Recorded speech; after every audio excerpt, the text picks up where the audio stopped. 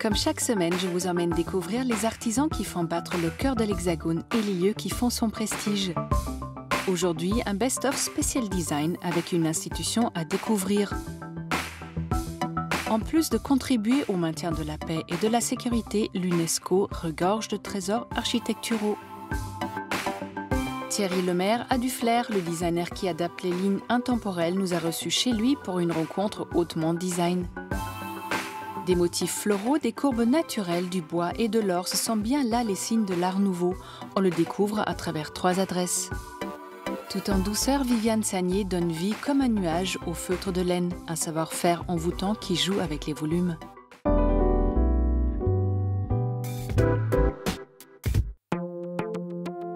Gilles Martineau fait la part belle aux matériaux bruts en créant Panam Workshop. Il propose d'un côté ses services auprès de particuliers et d'entreprises pour la réalisation de projets en béton, mais organise surtout des ateliers pour vous et nous, afin d'apprendre soi-même à créer des objets sympas en béton évidemment. Une belle idée qui détonne. Miss Dorn, ce nom ne vous dit peut-être rien, mais son apparence sûrement. C'est une des pièces emblématiques du designer qu'on ne présente plus, Philippe Starck. Sortie dans les années 80 avec sa forme de V et son assise qui semble flotter dans les airs, elle rend hommage à la science-fiction, univers qui inspira et inspire encore le créateur français. Avis aux amateurs d'intérieurs branchés dans Mobilier Design en moins d'1 heure, on vous apprend à construire vous-même des objets aux allures de pièces de créateurs renommés.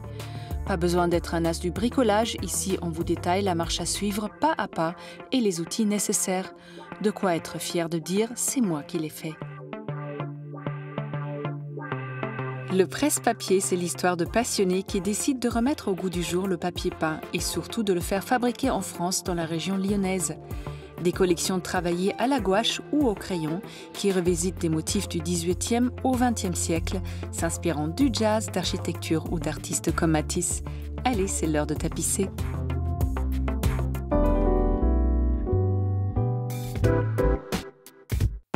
Sur les sièges de l'UNESCO, sans discuter les grands sujets du monde, visite en coulisses pour découvrir ce monument parisien incontournable.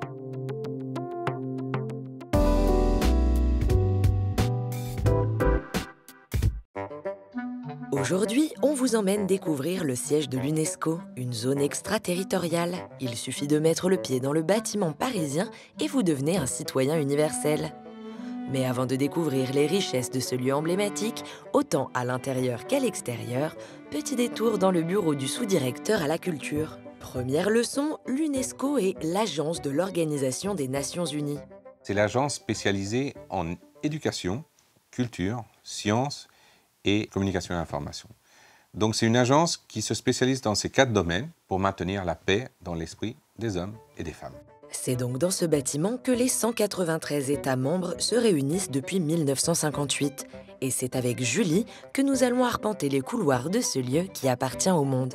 Dès le départ de la construction, l'UNESCO reçoit une aide incroyable de plusieurs États membres qui veulent vraiment participer, qui veulent s'inscrire dans l'ADN de l'UNESCO. Donc on a par exemple ce très beau sol de quartzite de Norvège. On a également les châssis des fenêtres qui proviennent de Belgique. On a notamment la présence de la Suède aussi qui va organiser toute l'architecture intérieure et le design de la très belle salle de bibliothèque. Effectivement, tout le monde a mis la main à la pâte. À l'époque, les 3 architectes de l'UNESCO ont sélectionné 11 artistes pour créer des œuvres pour la paix. Depuis, beaucoup d'autres se sont rajoutés à la collection. Tenez-vous bien, il y en a un peu plus de 700 aujourd'hui. Parmi elles, L'homme qui marche, une sculpture de Giacometti. On voit ici un homme qui, certes, a souffert d'un siècle entier de guerre, mais qui n'a pas été entièrement détruit et qui a cette force incroyable de continuer d'aller de l'avant et de construire effectivement l'avenir et de construire l'espoir, d'aller vers l'espoir. Et finalement, nous sommes dans le bâtiment qui construit la paix. Après la visite du hall, Julie nous emmène dehors. Vous allez voir, on va faire pas mal d'allers-retours dans ce labyrinthe. C'est un endroit très symbolique parce que c'est l'entrée officielle qui imite la coiffe des religieuses d'autrefois qu'on appelait la cornette. Et c'est encore le nom qu'on donne d'ailleurs à cette entrée officielle. Donc il faut imaginer un chef d'État, un responsable de gouvernement, un ministre lors des visites officielles. Ils sont effectivement accueillis ici sous la cornette par la directrice générale. Dis donc, si on avait su, on se serait mis sur notre 31. Mais heureusement, il n'y a pas d'invité aujourd'hui, vous allez comprendre. On aperçoit les mâts des drapeaux des États membres. Les drapeaux sont hissés seulement pendant la présence réelle et effective des États membres ici à l'UNESCO. Allez, c'est le moment de retourner au show, direction la célèbre salle 1. Attention, ici on chuchote. C'est la salle de la conférence générale et c'est vrai que c'est une salle très officielle où il faut imaginer les 193 États membres se réunir ici pour la conférence générale. C'est ici que toutes les décisions qui concernent la culture, l'éducation, les sciences, la communication et l'information pour le monde entier vont se décider. Quand on sait que Nelson Mandela est passé par ici, ça fait quelque chose quand même. Mais Julie à la bougeotte, on retourne dehors, c'est l'heure du temps calme, l'espace de méditation réalisé par l'artiste Tadao Ando. Le message est fort parce qu'il le réalise avec ce béton brut et en plus il va monter cet édifice et cette construction sur des blocs de granit qui proviennent d'Hiroshima. Et c'est très important pour lui de montrer aussi ce geste de paix. Certes, on peut avoir cette souffrance dans nos racines, dans notre histoire, dans la Genèse, et il peut y avoir quand même en nous cette force de se relever. À l'intérieur, il y a 4 sièges à la réputation un peu rude, mais rien d'anormal, l'artiste voulait rappeler que la méditation n'est pas un moment pour dormir. D'ailleurs, on se réveille, la visite continue. On longe le jardin japonais réalisé par le sculpteur Isamu Noguchi. Pour finir la balade, on découvre le mur du square de la Tolérance par Dani Kavaran. Il écrit avec 10 langues la phrase du préambule de l'acte constitutif de l'UNESCO, qui est « Les guerres prenant naissance dans l'esprit des hommes, c'est dans l'esprit des hommes que doivent être élevées les défenses de la paix ». Et sur la première ligne du mur, il fait véritablement intentionnellement ce vœu de prière pour la paix au Moyen-Orient, puisqu'il écrit sur la même ligne, ensemble, la phrase en hébreu et en arabe. Et c'est ici qu'on vous laisse méditer sur toutes les valeurs que l'UNESCO s'efforce de préserver.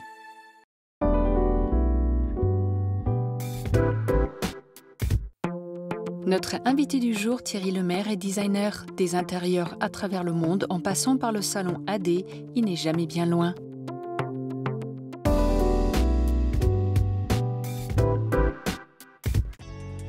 On dit que les cordonniers sont les plus mal chaussés, mais pour les décorateurs, c'est une toute autre histoire. Notamment pour Thierry Lemaire, qui habille et sublime les intérieurs depuis une vingtaine d'années. Un appartement haussmannien comme une maison de plage grand luxe, une villa suisse ou marocaine, chaque habitat l'inspire. Et son chez-lui germano-pratin ne fait pas exception. C'est un espace que j'ai aménagé pour me faire plaisir à moi, donc là j'ai pas de clients. Je pourrais pas vivre dans un espace qui ne me correspond pas, au niveau de mes idées, de mon métier, de ma formation et de mes goûts. De par mon métier, je suis sensible à ce genre de considération. Trop même. Ici, la plupart des meubles sont signés par lui-même. Il a par exemple dessiné cette table basse, cette lampe, ces fauteuils, ce guéridon. Un espace qui lui ressemble, investi il y a peu, et plutôt pratique, car il est situé à quelques pas seulement de son lieu de travail. L'occasion de passer chaque jour devant sa rue parisienne préférée. Je trouve que les dimensions sont juste belles. Je la trouve très humaine, cette rue. Très humaine, bon, peut-être très parisienne, mais voilà, donc c'est largeur-hauteur. Je trouve qu'on a des bonnes proportions, très bonnes proportions. Une petite source d'inspiration du quotidien pour ce créateur dont le style n'est plus vraiment à présenter. En témoigne cette galerie ouverte en 2017 dans le carré des Antiquaires. Des meubles structuraux qui font la part belle aux matériaux et au savoir-faire français et un goût prononcé pour l'intemporalité. Tout c'est des choses qui auraient pu être faites il y a 10, 15, 20 ans, comme qui pourraient être faites dans 20 ans. Donc qui ne soient pas typées d'une mode particulière ou d'un timing très spécial. Donc voilà, c'est un mélange de plusieurs styles, de plusieurs empreintes que je garde en moi. Dans cette galerie, les pièces sont pour la plupart des déclinaisons de création réalisées pour des aménagements d'intérieur. Une manière de démocratiser, toujours dans le luxe et la petite série, ces productions qui naissent ici, derrière l'espace d'exposition. On est en train de travailler sur un projet à Beyrouth, sur des plans d'un architecte. Donc on a quelques petites modifications à faire. Pas beaucoup de modifications, parce que généralement on respecte le travail des gens qui ont travaillé avant nous. On a des poutres plafond qui vont ressortir sur la façade, ce qu'a demandé l'architecte. On voulait peut-être les affiner un petit peu, faire une chose d'une manière très légèrement différente, pour plus jouer avec nos matériaux. Les matériaux, parlons-en. Dans ce bureau, Thierry dispose d'une partie de sa matériothèque, Une sélection de bois, métaux, minéraux qu'il utilise le plus ces temps-ci et une bonne illustration de sa manière de travailler. Un répertoire d'artisans avec lesquels il crée en étroite collaboration des univers pour répondre à toutes les envies de ses clients. Déjà, on a des ambiances de matériaux qu'on va proposer très rapidement aux clients. Si c'est dans une montagne, si c'est au bord de la mer, si c'est à Paris ou à l'étranger, on lui propose un panel de matériaux, bois, tissu, cuir, matériaux, marbre, pour avancer un petit peu plus précisément sur sa demande et sur ce que nous, on lui propose. Voilà, donc ça part un petit peu de ça, on l'écoute et puis après on lui propose quelque chose de plus précis. Ici, Thierry ne travaille pas seul, mais avec 3 collaboratrices pour gérer de front projets de décoration et création de mobilier. Et les meubles sont quoi alors? C'est une chaîne massif ou un plaquage finalement? Et avec définition. Marie Nolanier est l'une d'elles. Designer et décoratrice d'intérieur, ce n'est pas pour rien qu'elle a rejoint l'équipe. On va dessiner des plinthes, on va dessiner des moulures. En fait, on est vraiment très libre créativement parlant.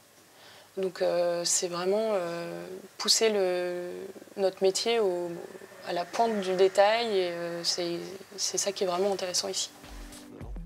Côté liberté créative, Thierry a depuis quelque temps un terrain de jeu plutôt prestigieux. Le salon AD Intérieur qui sélectionne chaque année une dizaine des meilleurs décorateurs pour mettre en scène une pièce à vivre à l'aide de leur création, sur mesure bien sûr. Un exercice de style unique et une vitrine non négligeable dans ce milieu. Ça nous permet de nous exprimer sans avoir vraiment de clients. C'est-à-dire qu'on est libre de faire, avec un tout petit contrôle mais très léger, de faire ce qu'on a envie de montrer, de faire ce qu'on a envie de faire. Donc c'est à la fois un exercice de collaboration et de travail très personnel et très intense.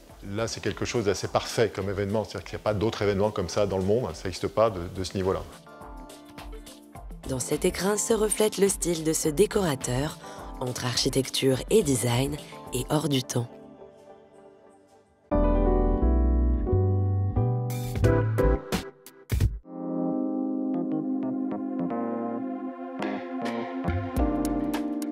Bonjour Thierry. Bonjour. Thierry, vous êtes architecte de formation, mais le design et la déco sont venus un peu en cours de route, naturellement. Je suis toujours d'ailleurs architecte à l'ordre des architectes.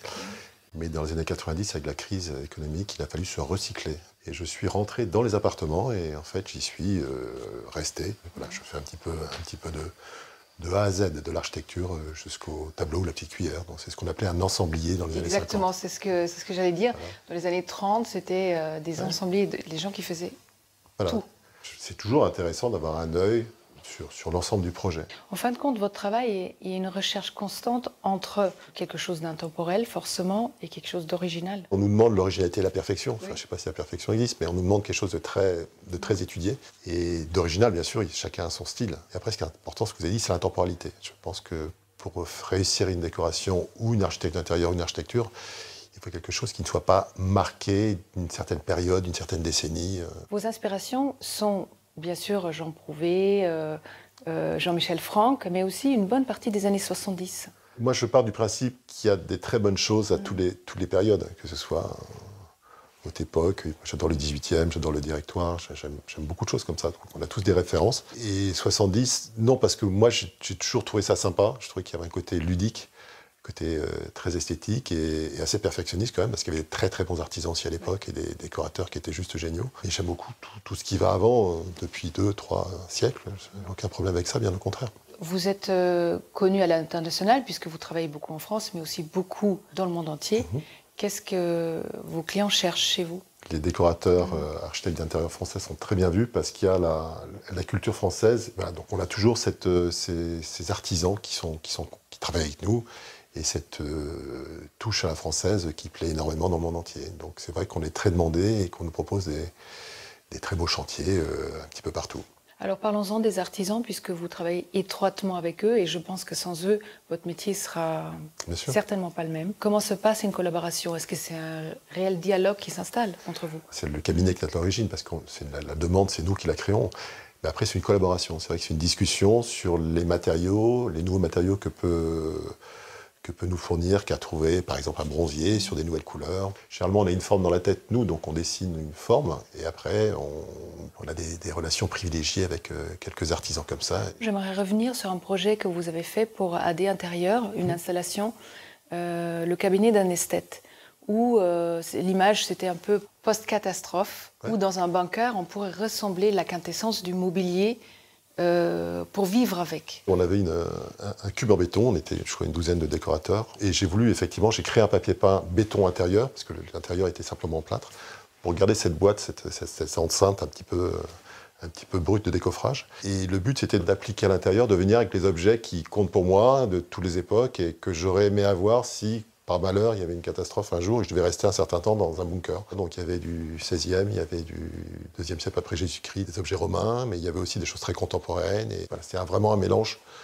de beaucoup d'ambiance. Enfin, c'était vraiment le mélange des styles qui me paraissait très intéressant pour toucher à cette intemporalité dont on parlait tout à l'heure. Dans chaque installation que vous créez, dans chaque œuvre que vous faites, dans chaque intérieur, il y a quelque chose d'imparfait. Est-ce que c'est la pointe d'humour? Est-ce que c'est...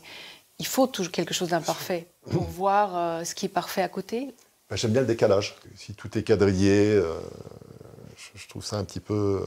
pas ennuyeux, c'est pas le mot, mais moi j'aime bien la petite pointe d'humour, justement, avec le décalage, mais le décalage qui paraît logique à la fin. On ne se dit pas, tiens, pourquoi ça c'est là, ça ne va pas avec le reste. Juste ce petit décalage fait que l'ensemble est peut-être un petit peu plus original et me ressemble plus. Vous vous considérez comme un artiste ou un artisan? Non, je n'ai pas la prétention d'être un artiste. Non, plutôt un artisan, je pense, oui. Je pense que je suis créateur. Artiste, je ne sais pas, artiste c'est un petit peu prétentieux, mais créateur, oui, sûrement. Merci Thierry. Mais je vous en prie.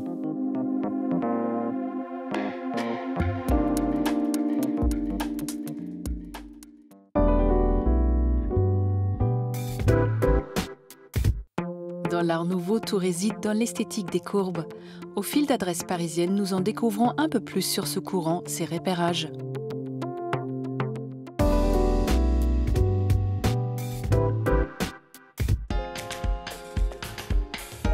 Repérage, c'est votre rubrique dénicheuse de bons plans parisiens. Cette semaine encore, on a marché, couru, rampé, arpenté, cheminé, exploré les rues de la capitale pour découvrir Paris version Belle Époque.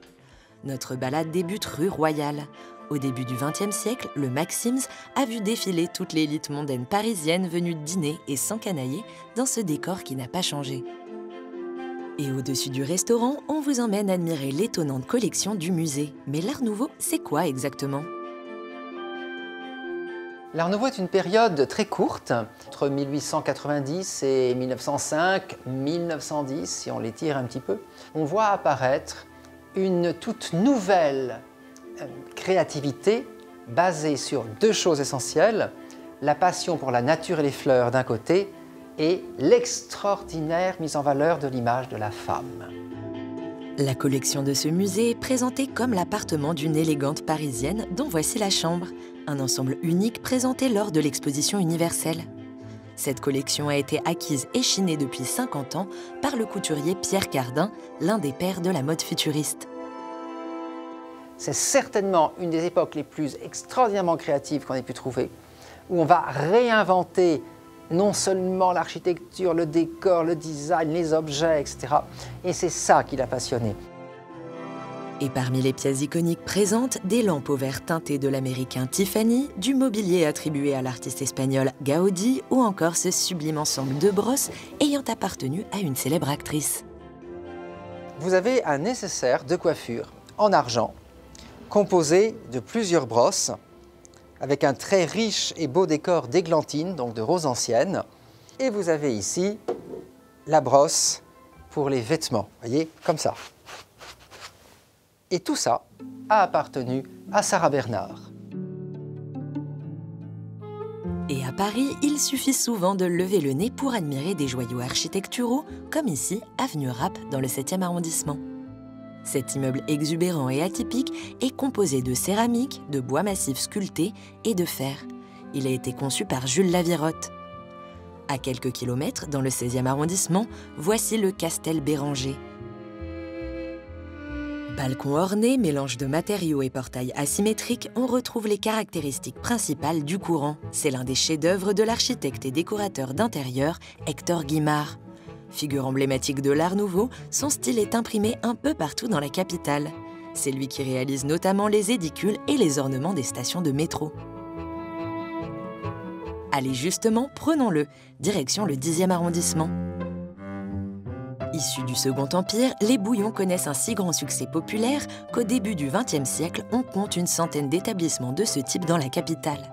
Le Bouillon Julien ouvre en 1906.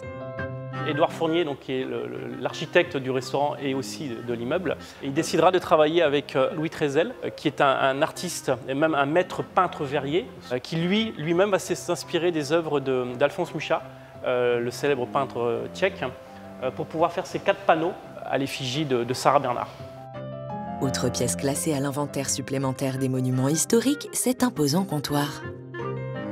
Le bar est signé donc de l'ébéniste Louis Majorel, qui lui est issu de l'école de Nancy, donc l'école Art Nouveau de Nancy. Et on retrouve donc ce bar en acajou de Cuba, avec un comptoir en étain d'époque, qui est là depuis à peu près 120 ans, quoi. Une atmosphère hors du temps qui a su séduire des générations. Une forte personnalité, c'était Édith Piaf, qui venait régulièrement ici dîner. Alors elle venait ici dîner en attendant Marcel Cerdan, qui boxait juste sur une des salles qui était aux alentours ici du faubourg Saint-Denis. Et donc elle dînait à cette table-là, qui est la table 24. Pas besoin donc de machine à remonter le temps pour traverser les époques, il suffit d'ouvrir les yeux.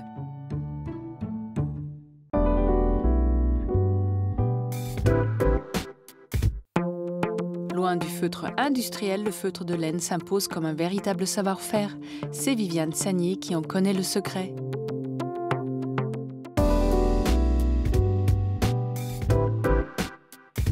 Le feutre est un textile non tissé fabriqué depuis la nuit des temps. Il serait même le premier textile laineux utilisé par les hommes qui reproduisait les dreadlocks qui se forment naturellement sur le dos des moutons.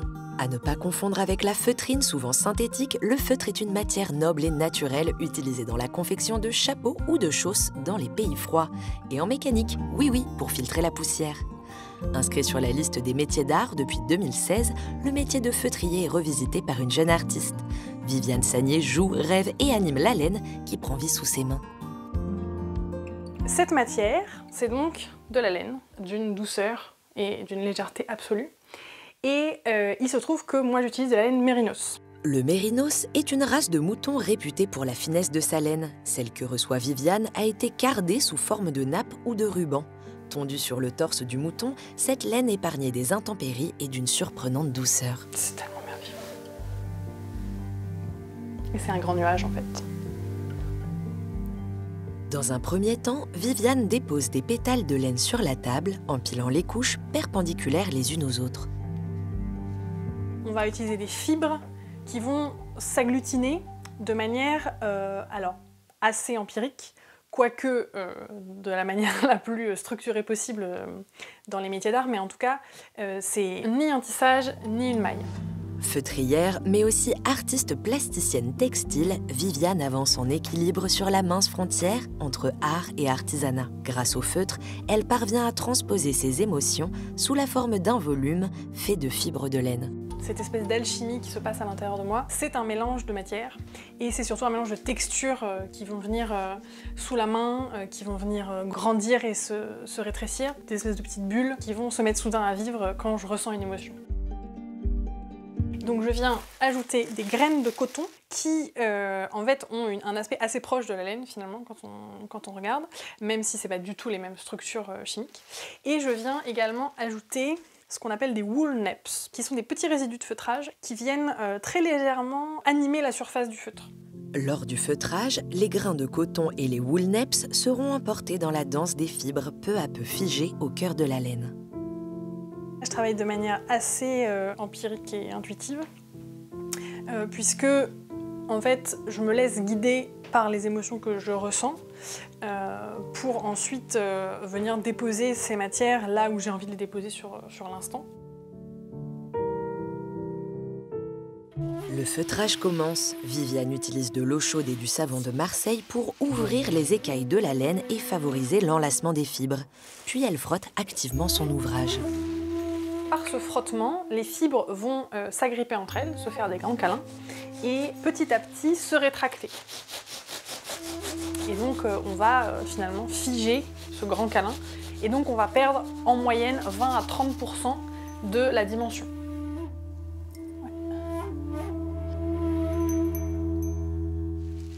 Dans un second temps, Viviane va rouler son feutre, ce qui permet à la laine de se densifier. Un travail long et physique.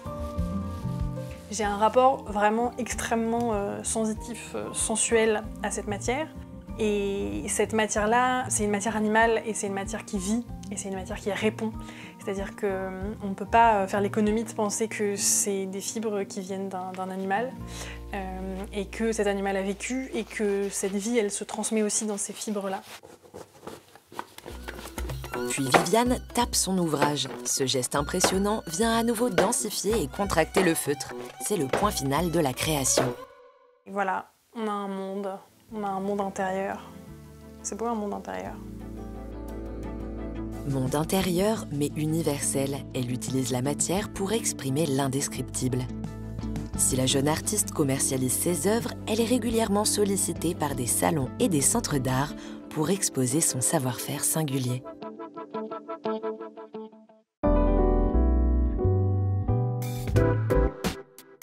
Version française est déjà terminée, mais on se retrouve très vite pour toujours plus de découvertes. Bye!